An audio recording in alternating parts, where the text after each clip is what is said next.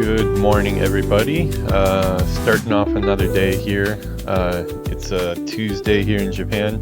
We're a little bit ahead of the rest of the world, or at least the States anyways. So we're always one day ahead. I think it's like 17 hours ahead or something. But just starting my day here. We've really been on a Starbucks kick recently. I know it's not good for you to be drinking Starbucks every day, probably. They had a really good drink a couple months back, the creme brulee latte. I really liked it a lot, and we kind of got hooked on Starbucks again at that point. We usually, if we go out to the mall or something like that, we'll stop by Starbucks and get some coffee, but it wasn't really like an everyday thing. But recently it has almost been an everyday thing. We all both wake up and we just want to hit the drive-thru. So I don't know if we're like addicted now or what. As you can see, if you look really closely, you can see there's a little bit of snow coming down right now. Just tiny little flakes. It doesn't look like it's going to pile up or anything like that, but it is really freaking cold outside. So it is making it hard to stick to any type of exercise plan or anything like that. I am going to kind of throw myself into it a bit this afternoon. I'm going to go do some auto tennis. I don't know if we have auto tennis in America. Auto tennis is basically like a batting cage for tennis. I guess in the 80s and the 90s, there was a big tennis boom in Japan. It was like kind of the in thing to do. Everybody was doing it right around the time all those tennis anime came out, and they had created all these auto tennis places, and there just happens to be one pretty close to my house here, which is really lucky. So I do frequent that when I'm feeling healthy anyways. So it's been about a month almost since my last tennis lesson and actually being on the court, and that's when I hurt myself. Before that though, December also, I probably only got 4 or 5 sessions in the whole month, which is very few for me. For the last 6 months, I've been doing 6 to 7 days a week. I would do 3-4 hours a day usually, broken up amongst different activities. I would do auto tennis for like an hour.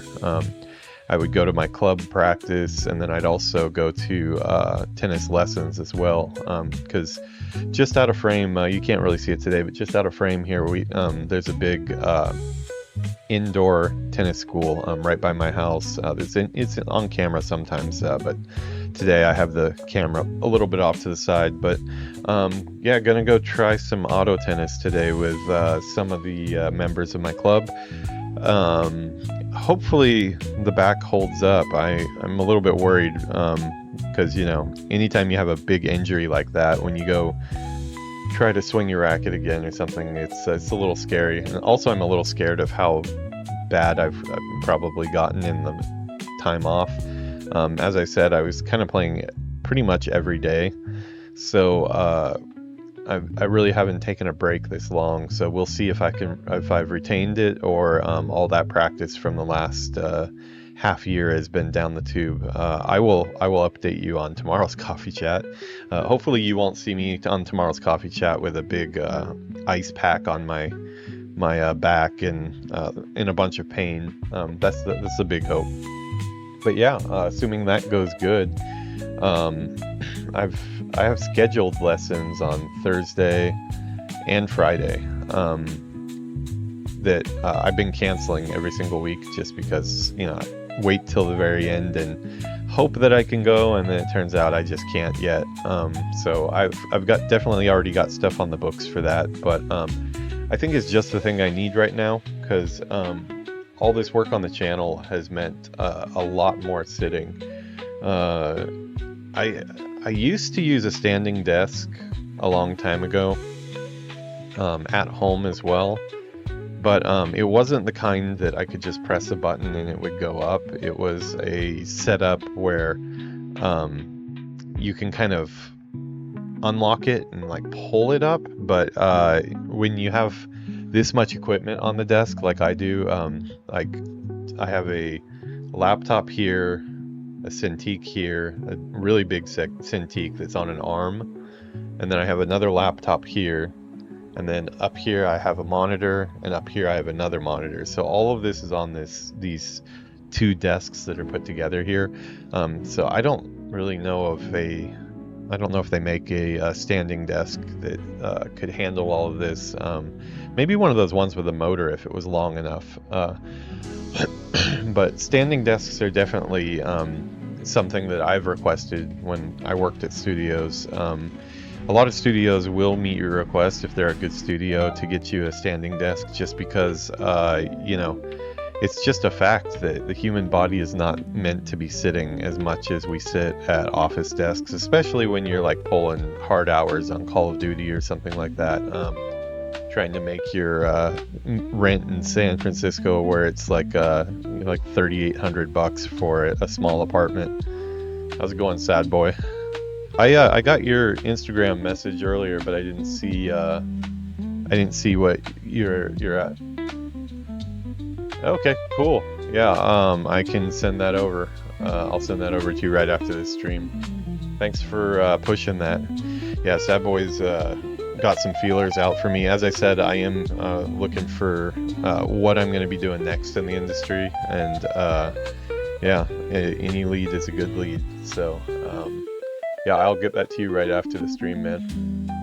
Yeah, we got to play some World of Warcraft together the other day, me and Sad Boy. I did not know he was a closet WoW player. Although I can't really say he's a closet WoW player. I think he played it once, like a long time ago, but he was nice enough to jump on stream with me, and we ran around and made some Drakthir characters. He had a pretty awesome name. He's a dragon, and his name was I Am a Cat. So questions all around there, but kind of par for the course. Yeah, so I did one internally for them. I can't remember which position, but I think it was UK based, so like I submitted it, but really didn't think I would hear anything back, since it's from where I am. It's one of the issues that I'm facing right now is I'm in Japan, trying mostly to find an international job just because the pay is better.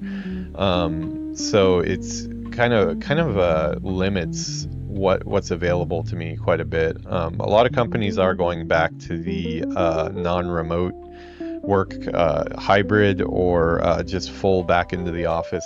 Especially a lot of AAA companies right now.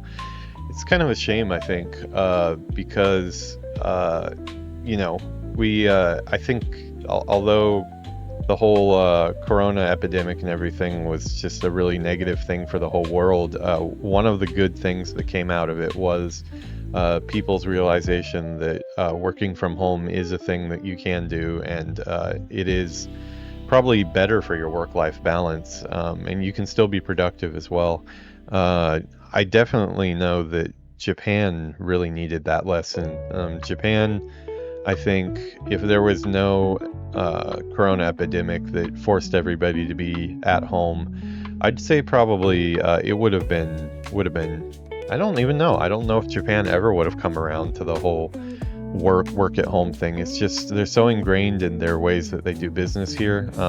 No joke, every Japanese company still has a fax machine that they use. A lot of old technology here. Everything is still done on paper for the most part.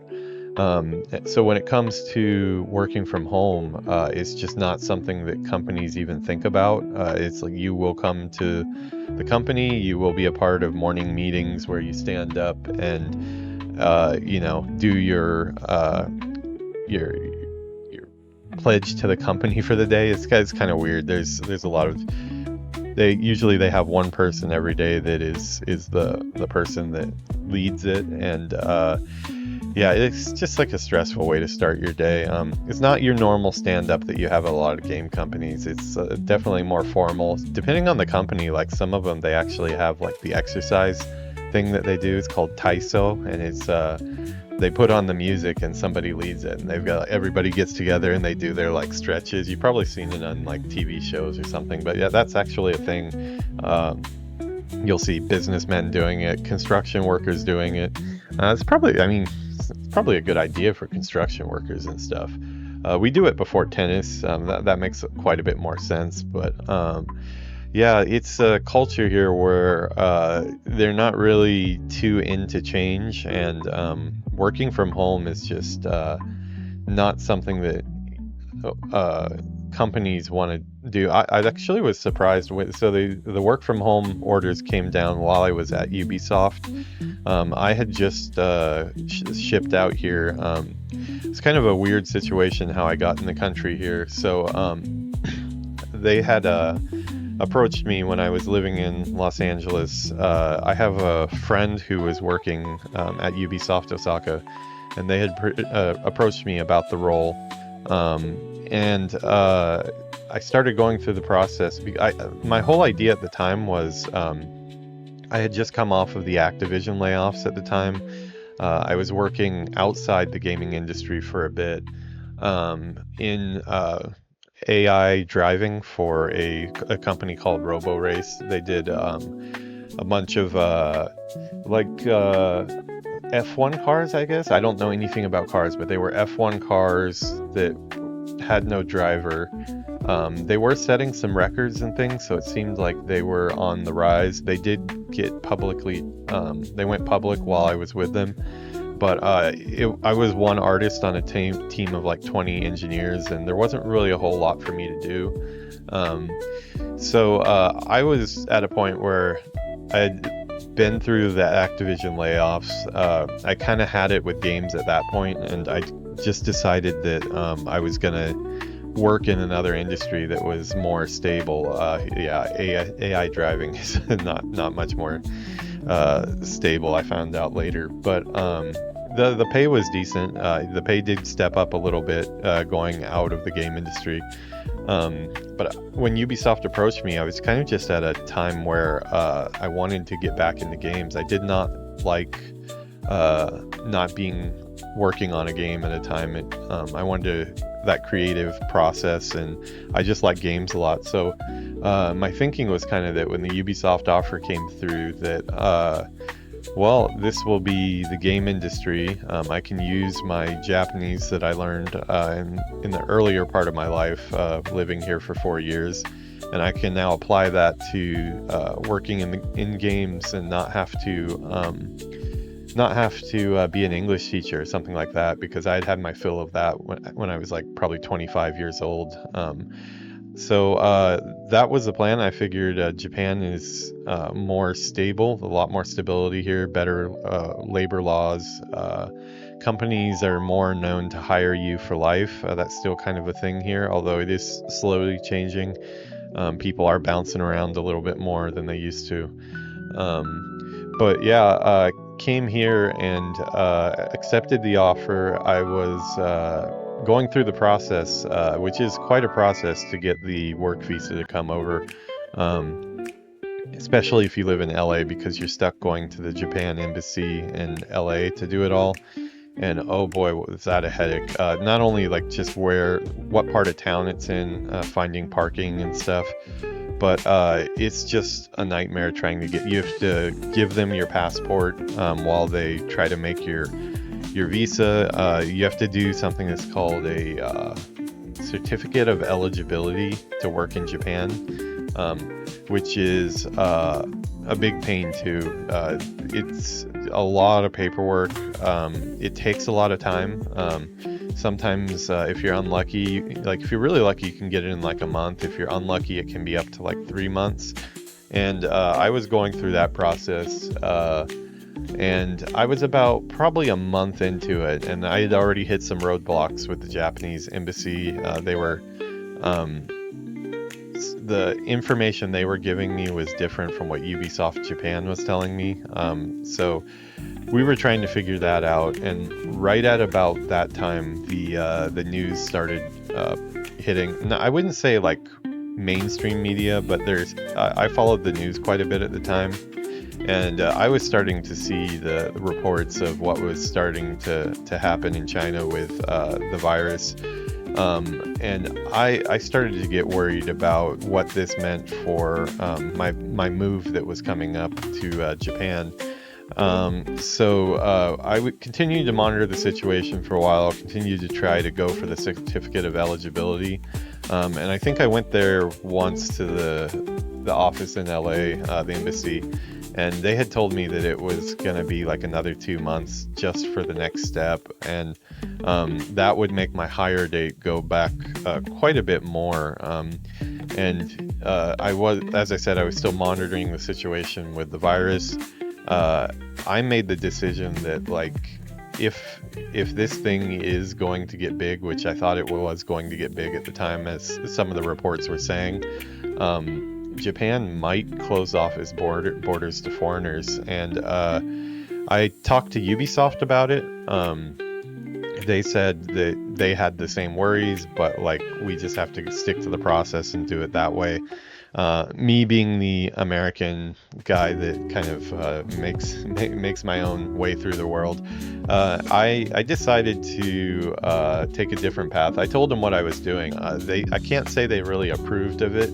I let them know that, well, I'm just going to come to Japan on a tourist visa for the time. I'm going to get in country because that seems to be most important right now, with the way the virus was going. And keep in mind, it was still really early. I would say like 90% of Americans at that point, it wasn't even on their radar. But so I told them that I just got a ticket. I'm going to be on a plane to Japan next week, and it was interesting because I was living in Santa Clarita at the time, commuting to Santa Monica, where the AI driving company was, a couple days a week, mostly remote. But I went to a pharmacy in Santa Clarita, CVS, and the night before I shipped out for Japan, so I done a ton of packing. Basically packed like, I think 4 or 5 really big suitcases full of everything I needed for a long stay until my stuff was shipped out, which was going to be about 3 months to get my stuff, they said. Originally it was probably about 1 month, but because of the virus it turned into 3 months. But I was at the CVS, and they thought I was crazy because I had been following the news, but I was looking for one of those masks. I forget what they're called, the in something, the one that has like the filter or whatever. I was looking for one of those masks for my plane ride, and they didn't know what I was talking about, but eventually I did find the aisle where the masks were sold. And it was funny because there was another Asian family right next to me. I think they were speaking Chinese, if I remember right, but they were also doing the exact same thing. They were also searching for the same mask that I was, so it was like kind of like, oh, this just more like a confirmation that this is something that is on people's radars and this might be big. So I got one of the masks. I think I bought a couple of them because at that time there was no shortage, and I bought that, got on a plane the next day, came to Japan. I was the only one on the airplane wearing a mask at the time. People probably thought I was either prepping myself prepping for a surgery, or I was just some psychopath, but I'm happy I did wear it at the time. So I got to Japan, and obviously at that point I was kind of in a pinch because I didn't have a working visa at the time. That was still not made yet. So I obviously reported to Ubisoft that, hey, I'm here now. I was staying in the Ubisoft apartment for me, Ubisoft Osaka was a good place to work. I liked the people that were at Ubisoft Osaka. I think Hito, the studio head, he did his best to make a good environment for Japanese and international people to make a living in the game industry in Japan. And I think I got pretty good perks for joining the company. no big signing bonus. Like I got a little signing bonus, but the big thing for me was I did get 6 months of stay in the Ubisoft department, which was just a 5-minute walk from Ubisoft Osaka. And it wasn't like an official Ubisoft apartment, but it's the apartment that Ubisoft always used to put their expats when they were shipping in to start working there, because there were quite a few, really. And so I went to the Ubisoft apartment. I stayed there for, in total 6 months. Right up to the very end, I stayed there because it was part of my my joining package. I wanted to make full use of not having to pay rent for a little bit longer. But for the first 3 months, my problem was I was here on a tourist visa, but I didn't have a work visa yet. So reported to them, and their visa attorney, I think that's what they would be called, visa attorney, took my passport and my all my information, and they went ahead and made the visa for me. I was able to get a 5-year visa, which was really good. Looking at it back at it now, I think I got a really good visa because a lot of people don't get that long. But yeah, right at that time, that's probably, I would say, maybe like a week or so after I got in, because this was like January of 2020. Week or so after I got in, the borders were closed. No more foreigners were allowed. I was, of course, kind of stuck here too, but I had, planned on being stuck here, so that was okay. But yeah, I think if it would have been just like a week later, I probably would have been denied entry, and probably that position would have disappeared. And you can start thinking about those things in your head of like, if that one little thing had changed, this would have changed, and this would have changed. And like, I can take that all the way to like, I never would have met Yuki, my partner of 4 years here. The achievements I've made with work here, I never would have had any of that. So obviously I'm happy that I was able to get in, but yeah, it's kind of scary to think about that, like how one little change can have so much effect on your life. But Ubisoft was really thrust into the work from home thing, not by their they had no choice in it. It was government mandates at the time that people either work from home or don't work at all. So they were scrambling to figure out how to get people working from home, and American companies are much better equipped to do that. Japan still, like, it's a weird thing because I know at least in the 80s and 90s, it was always seen as like Japan is like the place of the future technology wise. But as I've said, like, here, a lot of time that is the case for a lot of things, but like there are a lot of other things that like are just, I would kind of chalk up to like just like the people being used to old things and not wanting to change. But when it comes to technology, that can, obviously be an issue. So they are kind of behind the times as far as like, what equipment they have in the office. A lot of stuff is usually, computers are not very high spec. Most people that are on laptops with those ThinkPads or whatever, like really, really low powered devices. In general, obviously, if you get into like tech fields, people are very knowledgeable, but just like the average Japanese person, they kind of almost have like a tech aversion. They like technology, but they don't want to really know how it works. So working from home was a really big hurdle for a lot of companies. I think Ubisoft did pretty good at it, but there was a lot of figuring out time where we were kind of sitting on our hands. So I for the first 3 months, I was totally just deadlocked. I couldn't do anything. So at that time too, a lot of businesses were closing. The only thing that was open pretty much was convenience stores. So I do remember eating nothing but like convenience store food for a couple weeks, and then some restaurants and stuff, they started to adapt as well, and started places that didn't deliver before started delivering. So being in Umeda, where Ubisoft was, the sad thing is it's no longer there. It just closed last month.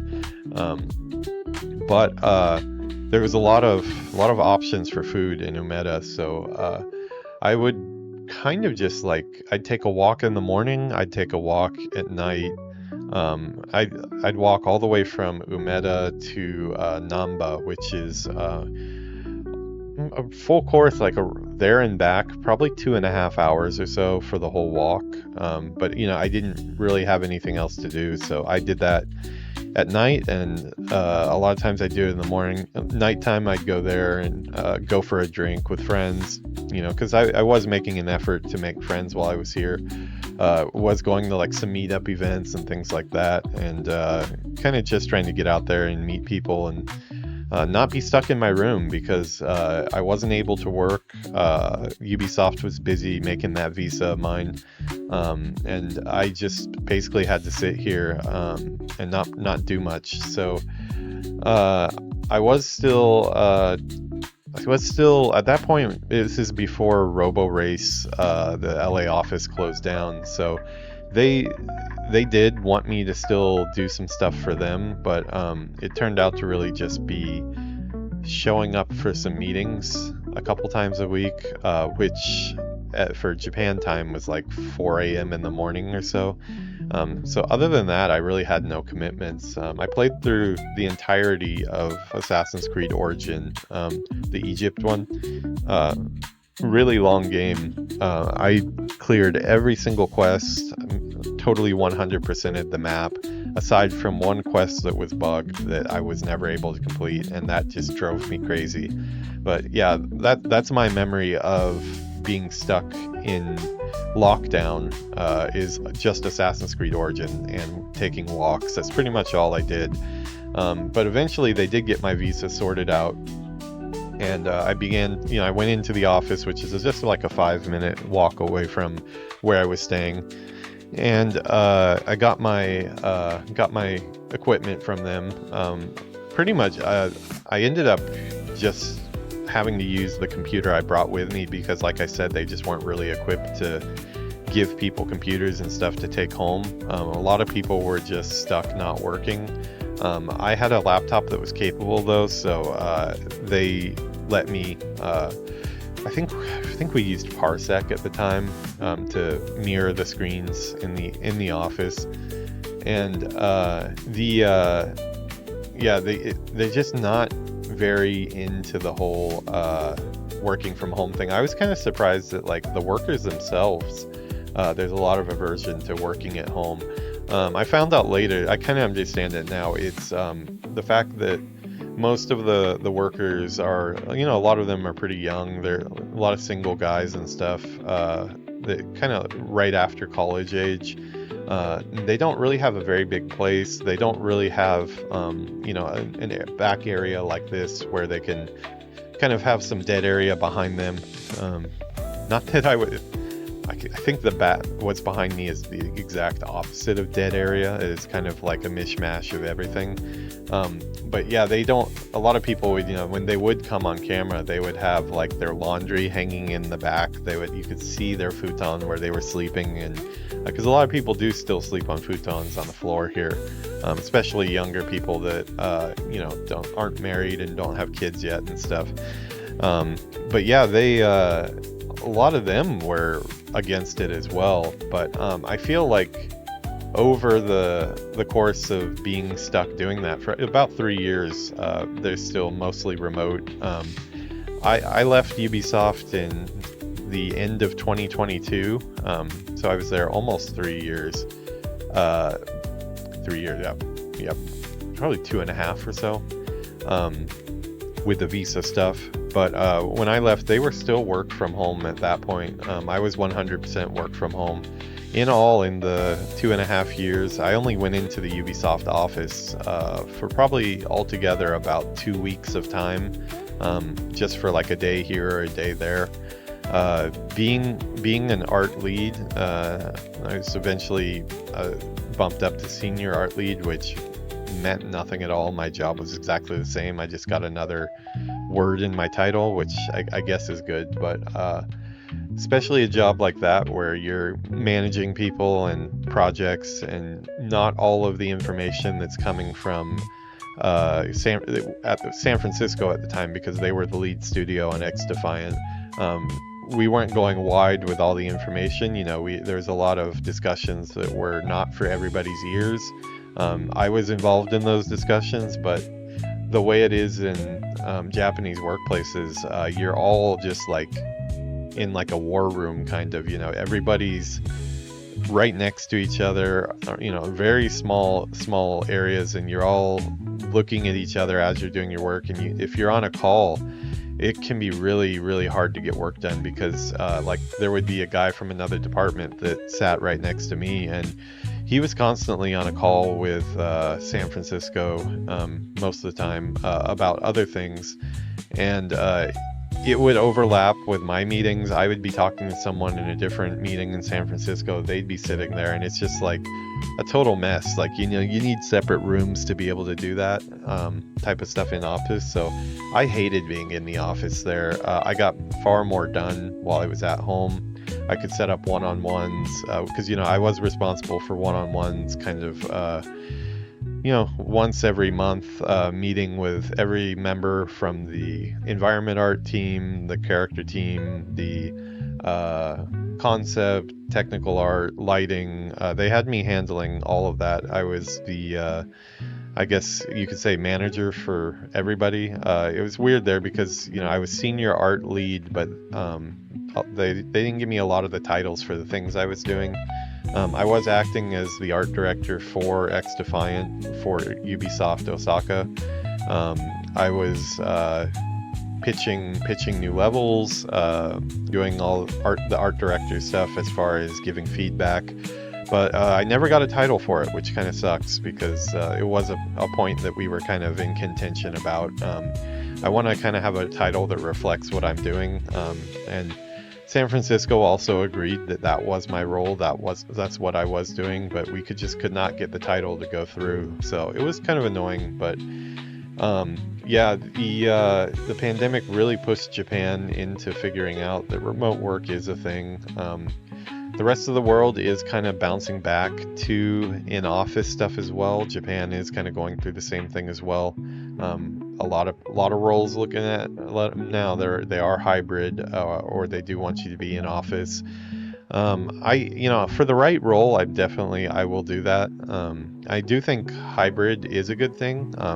I think remote work with the ability to at least like key people, have them come in and collaborate together is really nice, but I don't think that hiring should really be dictated by that too much. Like, if you've got a rock star resume in front of you, or if you have a friend that is really good for the job, but maybe they're in a different part of the world or on a different time zone, I think they can still be a big part of the team. So I always tried to push friends that were trying to get work from overseas, and got a couple people in, but time zone becomes a big thing. Japan, we're on kind of an odd time zone here. That's why my current company is a Australian company. Believe it or not, Australia and Japan are on almost the same time zone. We're only about an hour different. So I worked with the Australian team at Ubisoft as well. There was a Sydney, Osaka. They worked on Xdefiant. They were also shuttered last month, which really sucks, as with San Francisco. So it's kind of a bloodbath for Ubisoft last month. But a lot of people on the job market right now. I'm actively looking as well. I love my current company, but I'm an Art Outsource Manager right now, and we're just not really outsourcing any art right now. So that kind of leaves me with not much to do. It's probably why you see me on stream so much, because I just don't have anything to do, even if I wanted to do. And for me, as soon as a role becomes like that, not only do I want to flex my creative muscle and actually be a little more hands-on, the Art Outsource Manager position was just kind of something that I took because that's what I needed at the time after the NetEase layoffs. I would prefer to be more in an art director, art lead type role. But yeah, I just start to get nervous when you have a title and you're just not really doing that title. The people there are great. They're really nice and they're doing really great work, but they're so good at their jobs that they don't really like to outsource stuff very much. They're kind of hands-on. They have a hard time passing that off to other companies or vendors, and we've done that some, but each time we've done it, they've kind of been you could tell that they really want to do it themselves, and they're a smaller studio, so they have that ability. But where does that put me? That's the big question. So I've definitely been working on things here. As you see here, where we go. No, stream not over. Desktop view, yeah. So I have been working on this for like the last few days, just getting things ready on the portfolio side, because I am actively looking right now. Not a lot out there right now, though. It's kind of a depressing job industry right now for games. It seems like all the power is with the hirers right now. Like usually with at least somebody that's worked on a lot of games like me, a lot of companies and recruiters that kind of try to woo you and get you in, and they're really welcoming and trying to get you interviewing ASAP. And I feel like right now it's kind of like flipped because first all the roles disappeared because all the studios were laying people off and shuttering. So I think a lot of recruiters too probably felt this pretty hard. I think I used to get people approaching me on LinkedIn, probably not every day, but like every other day or so. I would probably get some type of recruiter trying to pitch me on some role or something like that, and it's just been quiet as hell for like the last, like, I would say almost like the last 6 months or so. It's been really quiet. But since I've been actively looking since the beginning of this year, and usually I would have interviews set up really quickly. It's still a stressful thing, but like you would have that, not guarantee, but a pretty good idea that you will be interviewing multiple places, and the power does seem to be like on the artist side. But right now I think all those recruiters, either their businesses have gone under, or they're just not there's not roles out there that they can really push forward. So it's been really quiet on the recruiter front as well. So yeah, it's kind of weird out there right now. I'm just hoping for some type of recovery for the industry. Otherwise, I'm going to be back to where I was in 2018 when the Activision layoffs happened, where it's like I'm just I have to look outside of games. I have to do something else, just because this is me and Yuki's way of supporting ourselves. She's graduating this in a couple weeks here. She's gonna be going to school for coding now. She's gonna be taking like a 20-week course in Python and AI coding. I'm not sure what AI coding is, but she's taken to that really well.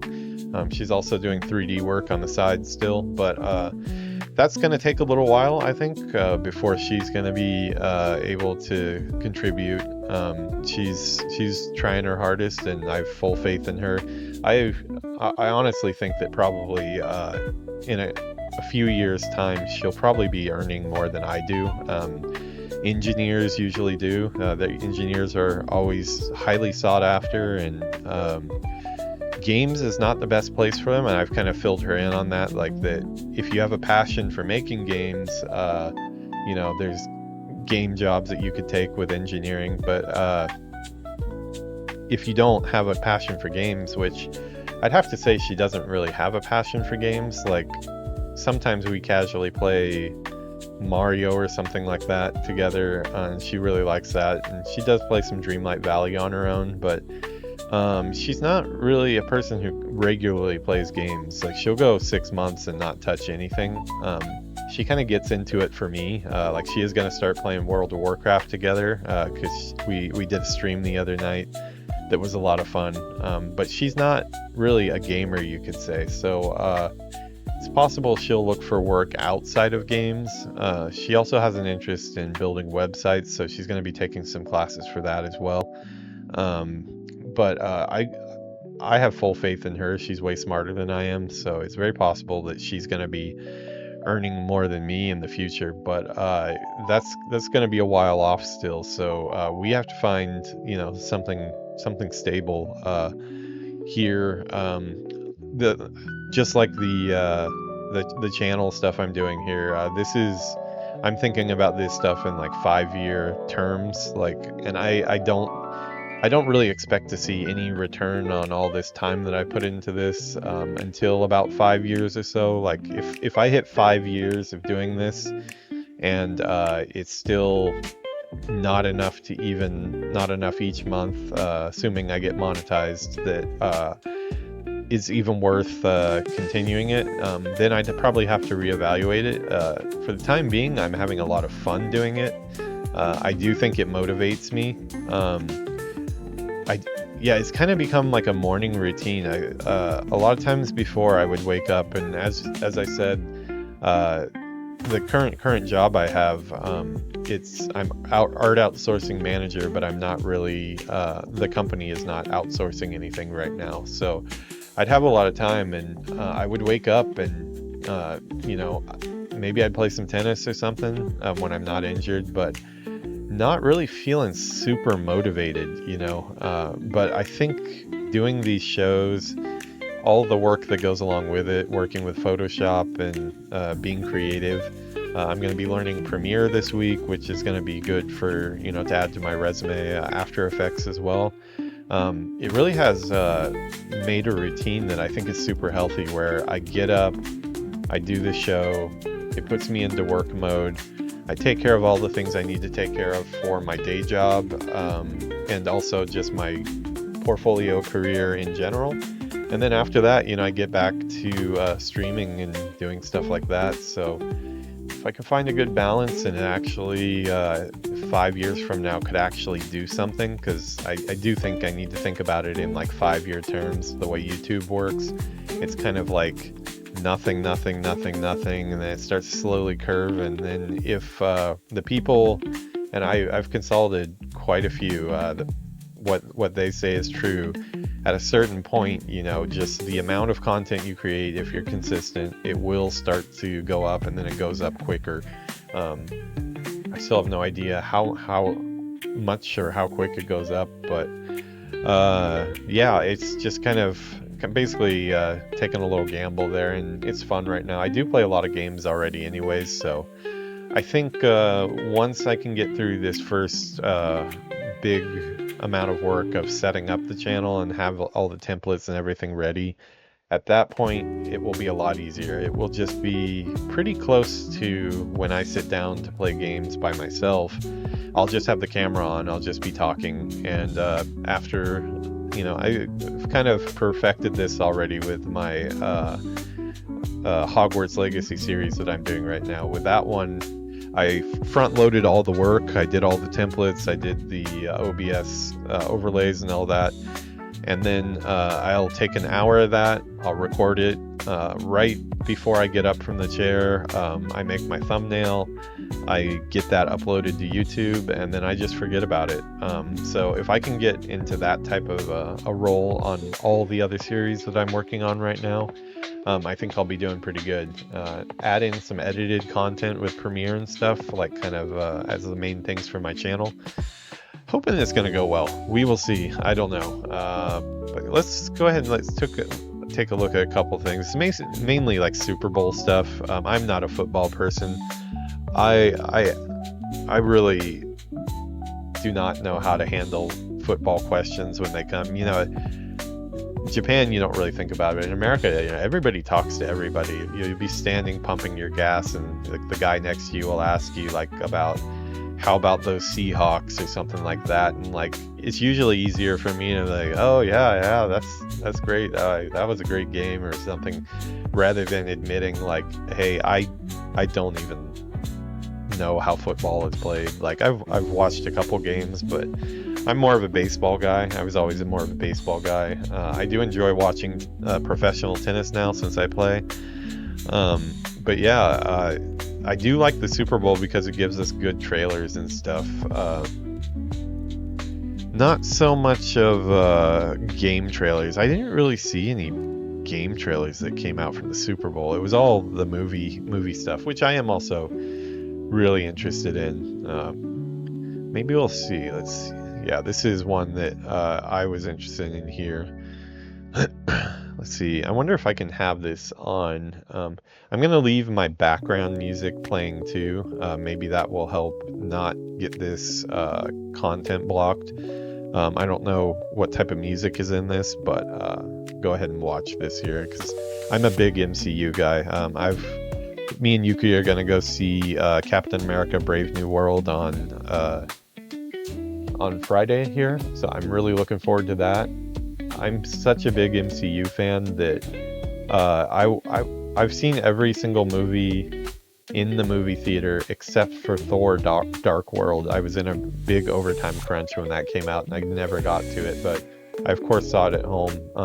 Right before the Infinity Saga, over the course of I think 3 days or so, I binge watched, rewatched because I had already seen everything.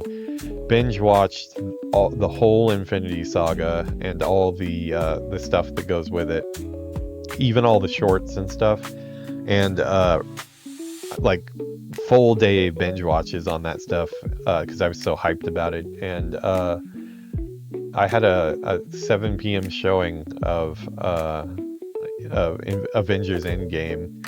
And I think right around 6:45, I finally finished Infinity War at home, and then I rushed out to go see it. So I like barely made it to watch everything. But the stuff after it, Phase 4, it's been. I still like comic book movies, so I like a lot of ones that people don't. I did like Ant-Man, the Quantum one, the latest Ant-Man, the Quantum Realm. A lot of people hated it. I thought it was good. I like it. Ant-Man, I thought it was funny. Some effects were kind of iffy, but that's how it goes on those things. But there have been some that I would almost call stinkers in MCU after that. Some of the TV shows, I've watched them all, and there's been good episodes, but just overall, like Miss Marvel, I was not a fan of Miss Marvel. Got kind of weird. I didn't like how things didn't really connect, but I'm starting to feel like kind of an uptick with Robert Downey Jr. coming back as Dr. Doom, and rumors of pretty much the whole old cast coming back for the next movies. I'm really in it now, and yeah, let's go ahead and we'll close out the show by checking this out here. As I said, I'm gonna keep on my chill music just in case the music on this flags something. Let's talk facts. The Avengers are not coming. I've seen a different Thunderbolts trailer. The American people. That's got to be the Void. Definitely the Void. There's some big threat out there, and you are gonna help me stop it. Wait, us? Yeah, you. Why, you got someplace to be? I love that guy. At least it doesn't look like there's any bad music in it. So none of us comply? Bad music as in going to get me flagged. I can't think of a worse group of people trying to work together. Stop! Come on, please! John, stop! Where are you? Where are you? Everyone here has Okay, done bad there is things. music. I'm gonna talk a little bit here too, just so I can kind of cover it up a little bit. Mind is somewhere else. That one probably will flag it. Or live with it forever. Sorry, I'm trying to time my words here This to could block get it. messy. No shit. Nice song choice Gonna be though. some great saviors. You can't even save yourself. Oh, there he is. Sentry. We We can't do this. Can't wait for this entry. No I one love here this entry from the is a comics. hero.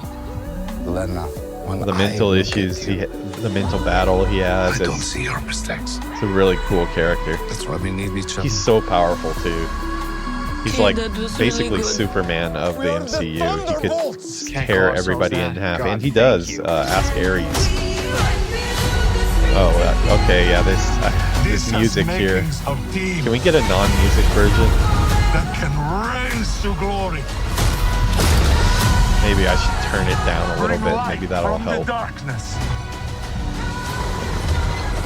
Taskmaster. Taskmaster is the one that was not really done well in the MCU. I hope they redeem her in this one because she can't even talk. You know, she doesn't have a voice, so I guess she better emote really well. Oh, nice. Yeah, that's definitely. So it looks like the Void is the. Alexei, have you slept? I'll sleep when I'm dead. I'd like not to die today, so maybe somebody else should be driving. Yeah, there is a rumor going around that like this might be like a Suicide Squad type thing of like a lot of these characters gonna get killed off. I really hope that's not the case. I like all the characters in this. Aside from, I mean, if anyone has to go, maybe Taskmaster. She doesn't talk. That is a problem for me. At least it was in Black Widow. Wasn't very interesting. Although some of the biggest releases on the Marvel horizon are far away from now, like the two. That moment was so cool. The Robert Downey Jr. coming out as Doctor Doom. Yeah, really looking forward to that. I'll definitely get into. Wow. I don't know what's in my throat here. Let me get some coffee. Actually, I probably do know. It's Cahoon season in Japan. Cahoon is what is Cahoon in English? It's allergies, but it's hay fever. Yeah, it's starting to be hay fever in Japan. I have been really affected by that before, so I'm hoping it doesn't get me this year, but if it does, you'll see me with really red eyes and a runny nose, but could be the Cahoon. They're starting to play the TV shows on the commercials on TV, so anytime those commercials pop up, you know it's about time for that. So yeah, we'll definitely talk about my thoughts on Brave New World after we see it on Friday. So if we might do a weekend coffee chat just for that. But yeah, this one has gone a little long. Let's close it out like we always do by looking at somebody's art. Let's see who it will be today. I mean, sometime I should probably show off my own too. I haven't showed much to the stream. Just gonna kind of look at the stuff that jumps out at me. We'll look at like one or two pieces. I like this. Is this yeah, it's in Chinese, not Japanese. I was wondering if this had any 3D elements in it, or if it was just Zoom does not work very good on ArtStation. Yeah, beautiful piece though.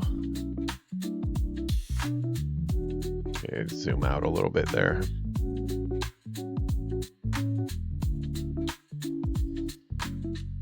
Oh, Space Marine.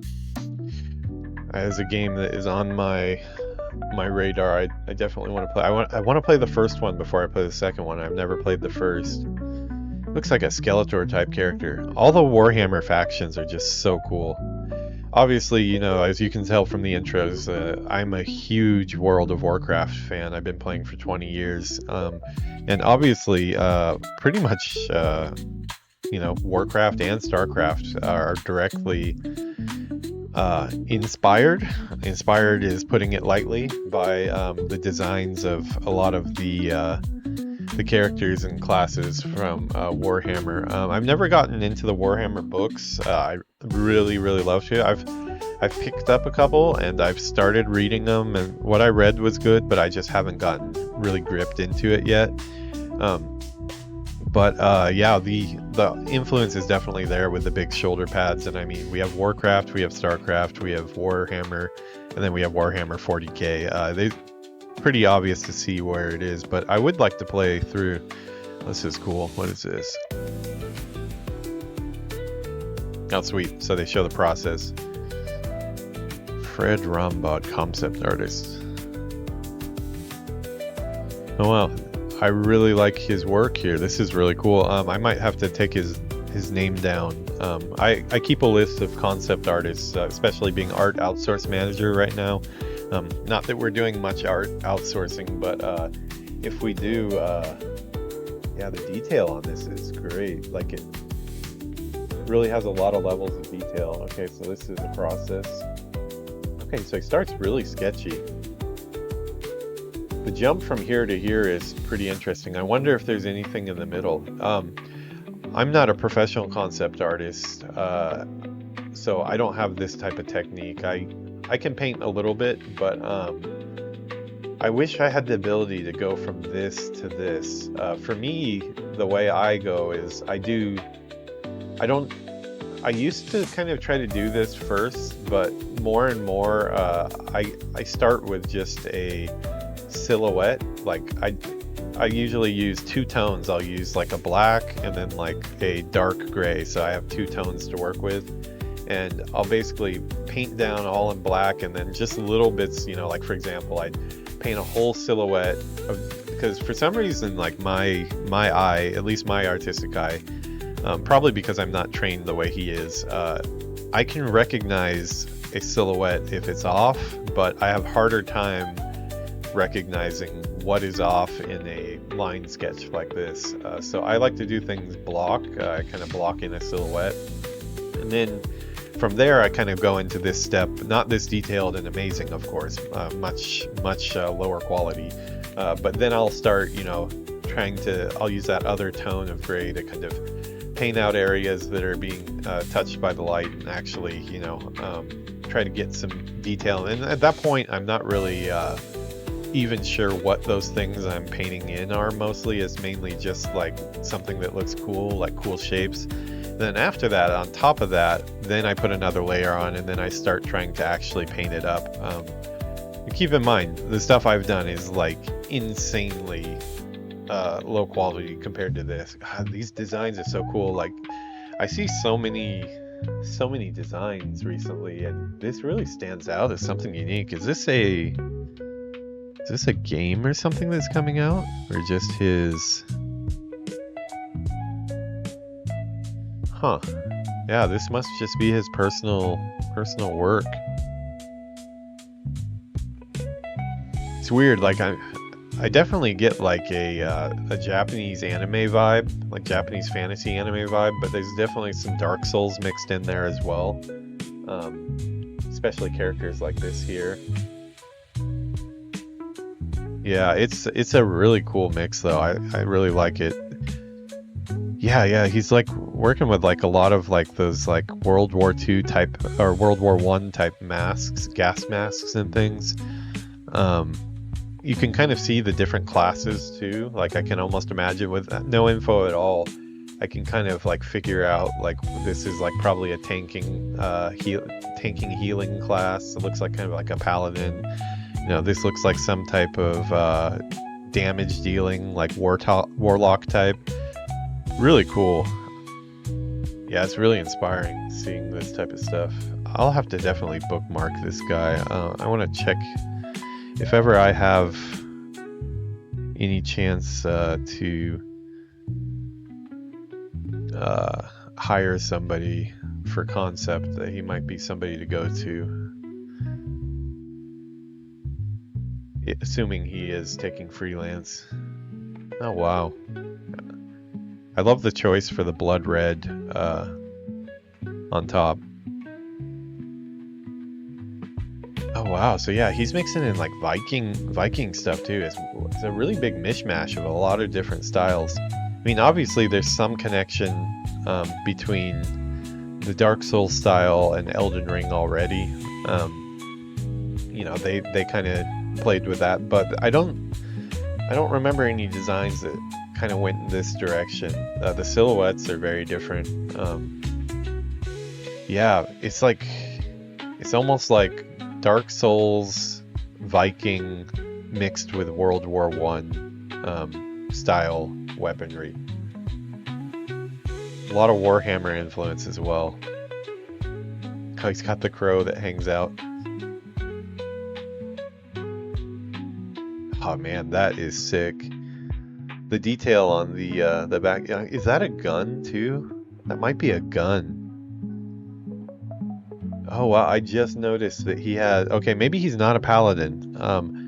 That's a human that he has taped. Was he on the front too? No, he wasn't showing that part. Okay. What a cool group shot. Yeah, this is one of the coolest ones we've looked at. Oh, sweet. Yeah, getting some Destiny Warlock vibes there.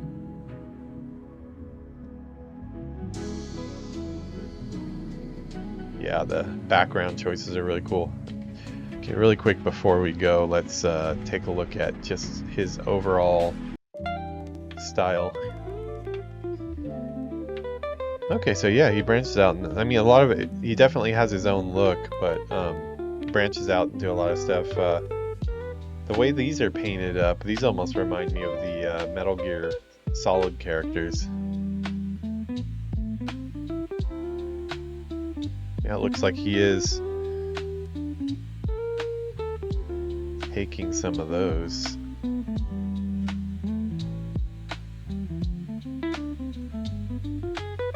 I was gonna send him a LinkedIn request, but I don't want to pull up my LinkedIn on screen and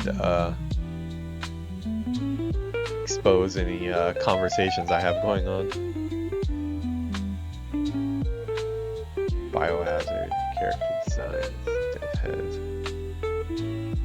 illustration.